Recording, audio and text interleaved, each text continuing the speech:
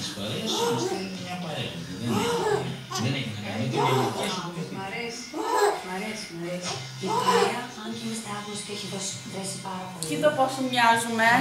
Πιστεύω ότι θα περάσουμε πάρα πολύ ωραία, γιατί έχουμε πάρα πολύ θετική διάθεση. Χαμογέλα. Ακόμη και η κυρία Γενική που Από εκεί βρέχουνια, Μπέλα. πολύ διαφορετική ηλικία από εμάς τους υπόλοιπους. Γεια σου, γεια σου, γεια σου, γεια σου, γεια σου. Ναι.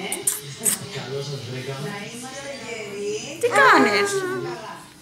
Να έχουμε μια υπέροχη εμπειρία. Όντως. Το λικέρ το οποίο μου προσέφερε η Ελληνική. Τι κάνεις εκεί πάνω? Ήταν κάπως γλυκό. Τι κάνεις εκεί πάνω, τι κάνεις εκεί πάνω? Γιατί δεν τα πάω καλά με τα γλυκά τα ποτά. Πες γεια σου στον μπαμπά. Πού είναι ο μπαμπάς? Με το σύζυγο. Πού είναι ο μπαμπάς? Οι δυο μας. Όχι τα μαλλιά. Όχι τα μαλλιά της μαμάς. Ελεύθερος, μένει όμως στη σχολή τυφλών στην περίοδο. Ελεύθερος κορίτσια έχουμε. Στάζει.